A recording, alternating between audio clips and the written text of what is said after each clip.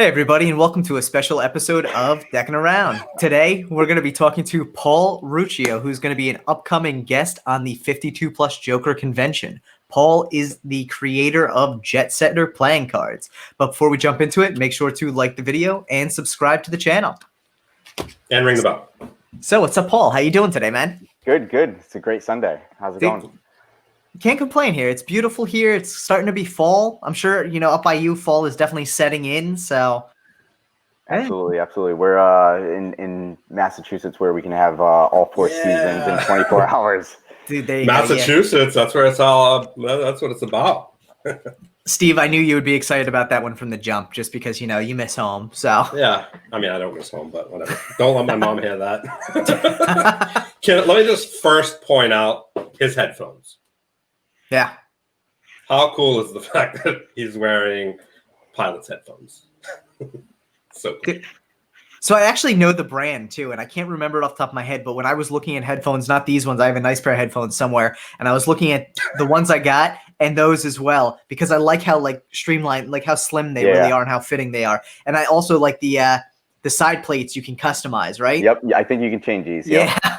I know. See, I love headphones. I put way too much research into anything I buy, but definitely a nice set of headphones there. Thank you. The fact that you can interchange them scares me.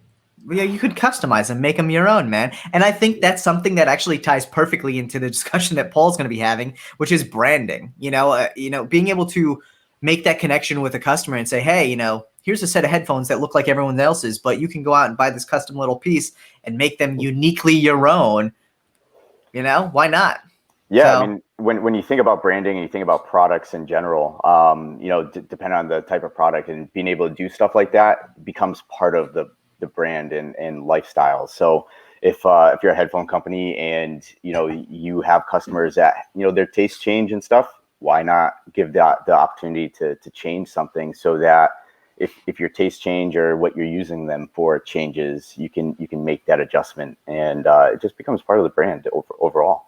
Yeah, which I think is so cool. And I think there's so many branding is almost something that with any sort of product or service, people sometimes easily overlook, but it's so integral to success. I mean, I think there's a lot of brands out there who make products that are exactly the same as their competitors, but thrive where the competitors just survive because of that branding. Yep, absolutely. Branding's and it's kind of where I said that word lifestyle.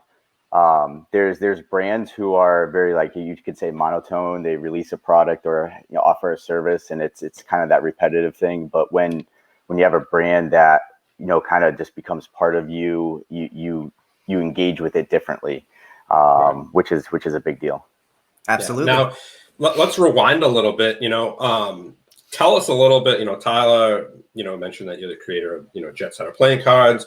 Tell us what started you on playing cards? What kind of propelled you into Jetsetter Playing Cards? Tell us a little bit more about that and how you started your brand. Yeah, absolutely. So Jetsetter Playing Cards is actually, I would say, is a very personal project for me. And the reason being is my life, what my interests are, we'll say, years ago, is aviation, travel, and playing cards.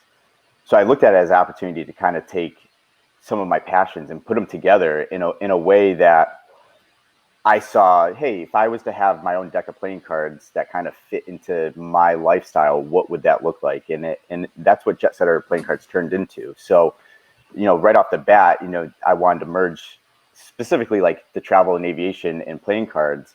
But then as things continued, I started to look at other things with the product itself to kind of fall in suit with kind of not just my passions, but what made logical sense and practical sense with the decks themselves. Nice. Yeah, it looks like you have an incredible following, and just the branding that you do, from each, I guess you can call it a drop or a campaign, or depending on how you want to look at it. But you have different things that kind of make your brand appealing. I think brands need to create things to draw people in, right, and make it more interesting to be a part of the family. We were talking about this beforehand, but you have this Invitational part of your brand, and If you can give us a little rundown on what that is. Yeah. So before every deck that I release, I started with the very first deck that I ever released. I do this prototype invitational. And what it started off was a method that I wanted to get some feedback for what I was putting together. And the first deck, the luxury edition, I invited, typically it's, between 10 to 12 people.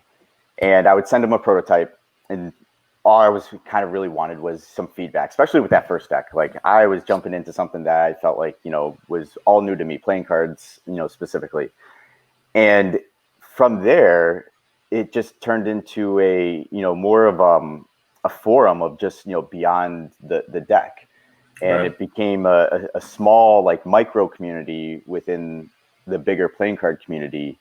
And so as I was releasing additional decks, I was like, hey, this is going to be something I want to continue.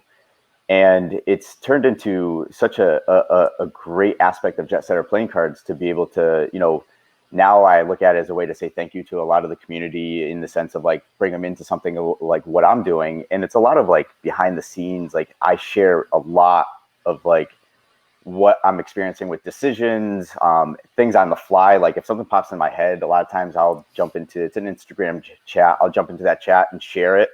And there's stuff that, like, never sees the light of day. But it gives me an opportunity to get that feedback, but also experience a lot of the individuals and them experience me in a way that, most people don't get to see. And I don't get to see as well, because it's, you can put something out publicly and say, what do you think? And you may just get a lot of, oh, that's great, that's awesome, or I don't like it. But within this kind of smaller group, it's I could hear stuff that I don't want to hear, and it's great. It puts things in perspective, or I'll hear things that I never thought of. And, without those individuals, like, it's been, amazing process of doing the prototype invitational. And I think a lot of people want to be a part of it, but it's very, like, important to me of who's part of that, because it's not just about getting a prototype. It's not just about, there are perks. It's not just about those things. And it's really become, gathered a lot of friends in this process. And I will say, in a lot of relationships, it's, with the convention coming up now, going to a convention, a lot of these same individuals, we catch up at the convention, and it's a fun process, and really enjoy it. Yeah, it's a good way to start, like, a family. A lot of musicians do that with new songs. They'll play it at their concerts first before they release it to the world. See how the response at the concert is, if they're getting that call and response, or if people are just like, oh, that's pretty good. Yeah, and the other things too is that it never ends. We were talking about this previously. Is like there's groups from 2015 that we're still chatting. That's cool. And it's years later. It doesn't end, and that's kind of when people come into it. I let them know. I go, this isn't just about the deck that we're releasing today. It's about we're gonna still talk after this, and it ends up happening, and it's great to interact with these individuals. Yeah, I mean, Tyler says all the time how awesome it is. So it really you definitely are building something great there, for sure. And I think one of the cool things about it too, like you said, because it's a much more, I don't want to say intimate group, because it's a smaller group, I think what ends up happening there too is, instead of just getting that generic, like, yeah, that's great, or I don't like it feedback, people feel more comfortable giving pointed, specific feedback, so that if something's a half-baked idea that's not fully where it needs to be, you can get those little ideas to help you push it to where it becomes something actionable. And I think that helps a lot, where you're really trying to just bounce off these ideas that come into your head. Right. And I try to be as open as possible too in a lot of those conversations. I mean, I think there's some times that, you have a plan and you have your mind set on it. But then there's times that, like, you may thought you had your mind set on how something's going to look or what you're going to do. And hearing that stuff is pretty important. Yeah. Well, and also you have a lot of people, I think, in there who are just well-versed in playing cards and kind of the support items and what it takes to do things. I mean, if nothing else too, it builds a good network for you for future ideas of add-ons and things you can do with decks and things like that. And I think that's one of the cool things I really like about the Jetsetter brand as a whole is, there's a lot of playing card companies out there who establish their brand with a deck, and then people love that deck and you never see that style deck again in the brand. Whereas on your with your brand, you have a deck that's consistently solid every iteration, but you're always looking for ways to improve upon it still. I mean, with the newest deck, there's, UV spot ink and foil in certain areas and all these little touches that make it so much cooler, but you look at it and you still know it's a Jetsetter Playing Cards deck. Yeah. And I think that's so cool. Yeah, and I think, and that's where, where do you place, when you think about brands and the branding of companies or products, is what level is that brand on? So when you think about, certain designers and stuff out there, their brand is going to be themselves, but the art is going to be different from deck to deck. Now, that art may not be consistent with like a common theme across all the decks, but the brand of that individual and that artist is basically what people are drawn to. Yeah. And that's where, what I try to do with Jetsetter is I know Jetsetter is not an artistic deck. It's not meant to be. There was a point where it was going to be, its very first, design process, it was meant to be very artistic, but it was pulled back to be more, that simple, minimalistic type of deck. And that's why my goal is to be consistent with that from deck to deck, to kind of evolve, not to do something different every single time. And it's more of like an evolution of the brand. And that's kind of my goal. And when you look at even the branding of Jetsetter Playing Cards, when you look at my first deck, and then you look at the next series, just to kind of speak to, that what you were speaking about, like the Premier Edition had a lot of text around the logos, that was to help to identify that this is Jetsetter Playing Cards. Now going into the Lounge Edition, I've kind of stripped a lot of that away. It's now the primary logo because it's more identifiable now than it was 5 years ago. Right. And that's kind of the goal now, is why that's an evolution, is it doesn't need Jetsetter Playing Cards and that tagline of, luxury brand and quality decks. Yeah. Because I feel like, with all the support that I've gotten over the years, it's evolved to be able to stand on its own. Yeah. And that's why you do see that type of evolution of the design, rather than now doing something completely way different, of doing something artistic or totally off key deck that's, unrelated. Yeah, makes sense. Now, do you have any inspirations? It could be in our community or outside the community that you kind of get brand inspiration from. So brand inspiration, everything around me, things that products and services I use, like I always look at how my biggest thing when I think about branding, and probably where I try to focus most, is the experience and lifestyle aspect of it. Making sure your communication fits in line with your product and your company. And so when you think about, other companies out there, and, companies that I look at, the ones that make me feel like part of what they're doing is what's important. So like, that's why, like, my Kickstarter campaigns or my emails, like, one of the things that draws me in, that I hope draws other people in, is kind of like the airline lingo or that kind of stuff. Cause it's not just that, oh, I'm sending you an email because I want you to purchase a deck. I'm sending you an email because this is part of like an experience. I look at my own deck and I look at it as, an experience of, it's not just a deck of cards, but there's kind of a story and stuff around it. Yeah.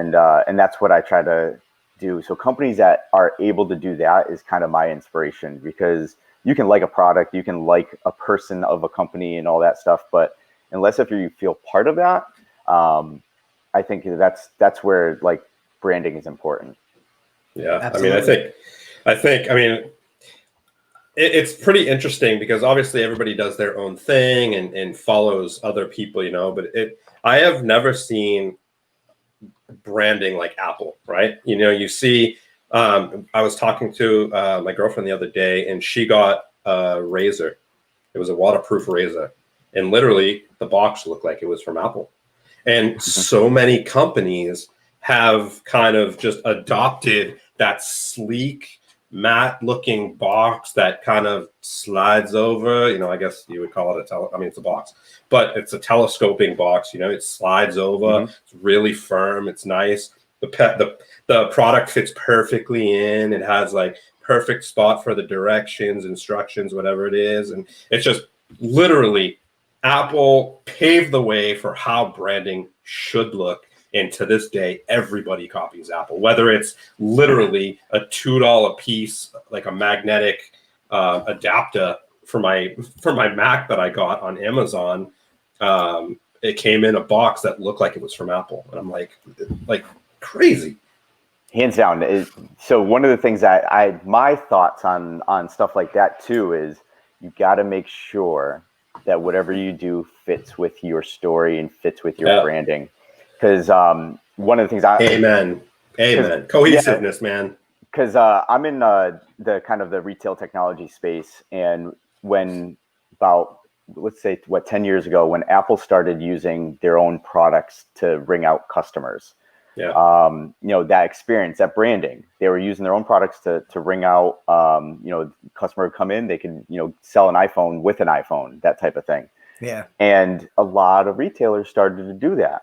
Yeah. But it doesn't mean it made sense for their experience, because it depends on the customers walking in. Like, it's a different experience. So if it doesn't fit with your brand and doesn't fit with your experience, you got to be careful of what you do. And I use Jetsetter Playing Cards as an example in this conversation, because this actually gets brought up a lot in conversations I have. Is I have the tear resistant kind of box. It makes sense because if you're going to travel with my deck of playing cards, and if it's in your suitcase or your backpack or in your pocket a lot, you don't want the box to tear apart when you're traveling. Absolutely. Right. Now, I'm not saying nobody else should do that, but you got to make sure it kind of fits with that experience. Because if you have a more vintage feel deck, and you might want the paper to feel a little different. Yeah, and for sure. And it's 100%. really, decisions like that are really a bigger part of branding as well. It's not just, a lot of people think of brands and branding as like the advertising and that kind of stuff, but it's really down to every decision you make within the company. And it could be a material, decision. It could be a design, decision, all that stuff. Yeah, Absolutely. Tyler and I actually talk about it all the time. We'll be going through Kickstarter and we'll see like, I don't know, a skull deck, and like the picture of the deck will be in like a rose bush or something. Yeah. Like, it doesn't make any sense to any part of the story, but people just, it's not their skill, I guess. Yeah, and exactly, because like you as a customer or somebody that's looking at like a deck of cards to purchase, when you see that, sometimes you start to question, okay, what is this company trying to tell me? Right. And I've made those mistakes too, going through, the years of trying to post Instagram photos. There's times I wouldn't post anything because I didn't find anything that fit the brand. Yeah. And there's times that things make sense to me. Like I'll go out to my driveway and take a picture of the deck of playing cards with the black top on the ground, but in my head I'm like, that's the tarmac. That makes sense though. Yeah, but that makes sense. But I got to make sure that makes sense to other people. So sometimes in the caption, I'll say, something along the lines of like, don't be left on the tarmac type of thing. And that's right. the messaging to try to make those connections so that later down the road, the people who do follow me, I might not have to actually say it to right. show it. And, and I think that's where it's very important, is to make sure stuff aligns and makes sense to the people who are looking at it too. Is what you think might make sense might not make sense to other people, and it's a learning curve in general. Like you can't, a lot of times if you can knock out branding right away, awesome, that's great. But there's going to be times that things might make sense to you, but you got to make sure it makes sense to everybody else too. Yeah, well, I think that's for sure. Branding evolves as well, and I think that's also something that people kind of forget sometimes is, like you said, if you can knock out your branding early, that's awesome. That doesn't mean that in 18 months you're not going to be slightly tweaking or majorly overhauling your branding, because things do change in that capacity. I mean, I think one of the coolest like animations I ever see, and it comes out every couple of years whenever Google changes their logo slightly, is there's a animation that shows the Google logo from inception to modern time. And when we think about it, we see Google logos every day. We don't really think about how it's changed, but like the original font was a serif font versus now, which is a sans serif font. And something like that, when you actually see it morph, you're like, oh my God, that's a huge change. It's crazy. And like being able to see it in that kind of progressive aspect really makes it so much more transparent. But I think people don't realize in general how much so many brands change in subtle ways all the time.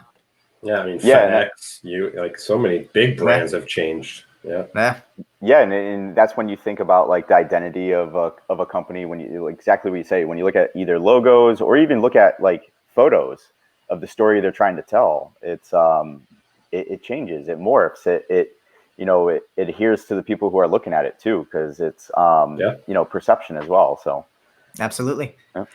So something off the topic of branding here, because I feel like I don't want to steal all the thunder from your upcoming 52 Plus Joker convention talk, but you mentioned that when you first kind of thought about Jetsetter, you were into aviation, you were into travel, or you were into playing cards. What first got you into playing cards, though? So as even like a little kid, playing the family games, and then as I got older, playing poker, but like cards have always been part of my life in one way or another. Nice. So, it wasn't Magic, it wasn't cardistry, it was experiencing, card games with family. It was experiencing as I got older when I had my own family, and, playing card games with them. And then, you eventually, you play, poker as you get older and that kind of stuff. And it actually, stuff like that got me where I started to, do a little dabbling in Magic or anything. I'm not a magician, but at least, to start to like understand like other things that you could do with cards. But it all started with like, just the kind of the family aspect. When you think about playing cards in general, like that's kind of back to basics, is where, people started using cards was, card games and stuff. And there was always the Magic aspect and kind of sleight of hand. But where did sleight of hand kind of initiate? It was, in those card game scenarios and that kind of stuff. Yeah. So that's where it started for me, which I think is not always the case for a lot of people. Is a lot of people will always, look at cardistry and Magic. And for me, it was just the family aspect of, playing games, whether it's Go Fish or, solitaire and that kind of stuff. It started with the basics when I was younger. That's cool. You don't normally hear that in this community. That's cool. Yeah, absolutely.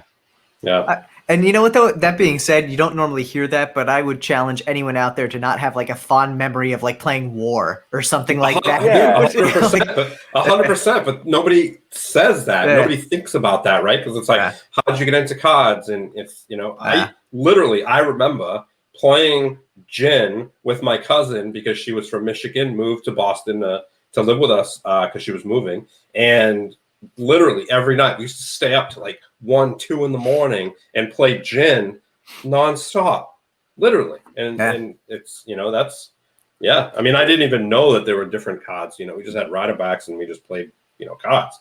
But I mean, War, Fish, it's, And exactly. I think, it's amazing to see. And I'm sure so much of that reasoning for why you got into making cards comes through in that Jetsetter brand as well. That kind of, nostalgia-inducing visual, simplicity, where you really, it's like, and that's the one thing I do love about the brand, about Jetsetters, is that they are so intricate in a simple way, if that makes any sense, Right. Yeah. And that's kind of why, like I say, it's kind of like a personal project for me, is because if I was ever to take out a deck of cards, this is what I end up, would want to pull out when I have family and friends over. Yeah. I mean, naturally, there's other aspects that got me into, the bigger scope of the community. I found Jackson Robinson's Federal 52 because I have an interest in currency as well, and that's part of the reason why I initially got more of the collecting of playing cards, I guess you could say. I do this thing where I collect star notes, which is just basically it's a bill that has a star on it because it's been replaced in the production process. So when I was looking at playing cards and stuff like that, Jackson's deck of like Federal 52 drew me in because of that reason. It was a passion of mine to like be on the hunt for these star notes. So when he's creating a currency deck, I was like, oh, that's awesome, because like I like currency. So this kind of now fills in a little more of like my playing card, like void, I guess you can say, of like putting things together. Yeah. And I think you're right. You can challenge people on that because people have experienced playing cards way before Magic and cardistry, and I think most people, had some sort of interaction with playing cards before that. Yeah. Yeah. No, for sure. And to some level, and maybe not everybody, but to some level. Yeah. And, I think a good majority, at least in, Yeah, for sure. again, not even to geographically limited, but even in like the US, I'm sure in most, like throughout the world, there's playing cards. Like, it's not even like it's like playing cards are only an American thing or something like that. Like, it's almost like a universal aspect that every country, every, background, everyone has playing cards, some Right. capacity. Yeah. They may look different and you may play different games with them, but like, that's still, like you said, that's still the origin of playing cards is games. Right. Yeah. No, That communal aspect. Yeah.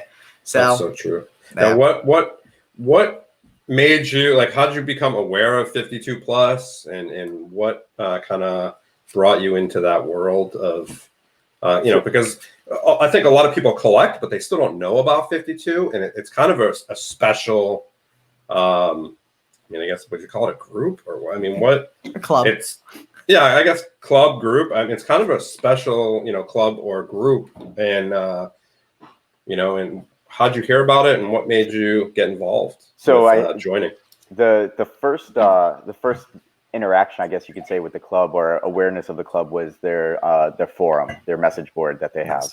Yeah. But I think what drew me in was actually, I think it was one of the prototype invitationals. It might have been Ben or one of those individuals that brought it up and mentioned that they were going to it. And so the first year I went to it, it was the first year I became a member. And my first real interaction of the club was going to a convention, and it was amazing. You get people like-minded in playing cards, but then there's people who do the vintage stuff, people who do the modern stuff. Yeah. And then just the general interaction is amazing. And, the people that do go, you can get a lot of knowledge. If you sit down and chat with some of these people, you can build your knowledge on playing cards in general. And, Right. I mean, going through the process with, producing a deck of cards, you learn a lot too, but there's more to it. It's not just, I look at it very like what's good for Jetsetter and what can I do for the Jetsetter decks, but there's a lot more to learn. And that's where, like, getting exposure to them and also different decks of playing cards on your own is really good. But the 52 plus is my strongest kind of exposure to them is the convention. And, anybody that is pondering even joining the club, there's a lot of literature that they provide, but going to a convention is amazing, and spending the time there. I haven't been fortunate enough to spend a whole convention there. Usually it's a couple days, but even just that couple days has been great. Nice. Yeah, we're really looking forward to an in-person one. Obviously this year is all online, but it's a good introduction to kind of dip our toes in to get used to the next year's. Yeah. And this year I'm impressed with how they're doing it, because this is amazing, because it's going to open the doors and people's eyes to it in a completely different way. So I kind of say, good timing for it to happen, because I think that they need more people to be aware of it because of how great it is. Absolutely. And this is a perfect opportunity for that to happen, to the point where I haven't even, just thinking about it, it would be nice if they had kind of a mid-year version of what they're doing this year prior to a convention, because I think that would be really cool. The exposure, I think a lot of people are going to get exposure to it this year that might not have gotten exposure to it, because I think a lot of individuals look at it as, hey, I got to go to the convention to experience this, but it's more than just that. Yeah. And but it's a great entry point into the club to experience it. And then, like, every month I get the newsletter in the mail, so there's some digital aspects already, but there's also still the traditional aspects that is amazing, because I used to, as soon as I would get that when I travel, I'd throw it in my backpack, so when I was gone for the week, I'd have something to have with me to read. So I'm glad they're doing the virtual thing this year, just to get some more exposure. Yeah, that's cool. Yeah. So Definitely. for anyone who wants to hear more though about branding, playing cards, or just get to know Paul a little bit better, definitely make sure to check out his conversation at the convention this year. The convention is going to be running from October 14th to the 17th. As we kind of mentioned and alluded to there, we'll all be online this year, but it's still a phenomenal opportunity for anyone to get involved with 52 Plus Joker. You can find out more information on it at 52plusjoker.org. Plus is spelled out. And we'll actually link to that below, as well as anyone who wants to follow Jetsetter Playing Cards. Make sure to check at Jetsetter Cards on Instagram or jetsetterplayingcards.com. Paul, thank you so much for coming on today, man. We really do appreciate it. And we're looking forward to hearing your conversation, man. I think it's going to be amazing. Yeah. And I think this was a perfect little teaser to what branding playing cards really means. Absolutely, and looking forward to it. And there's a Q&A after too, so I'm excited Awesome. to answer any questions that people might have. So it's going to be a good time, and I'm glad to be involved. All right, awesome. Well, we look forward to it. Yeah, thank you so much for coming on, Paul. Thank you, guys.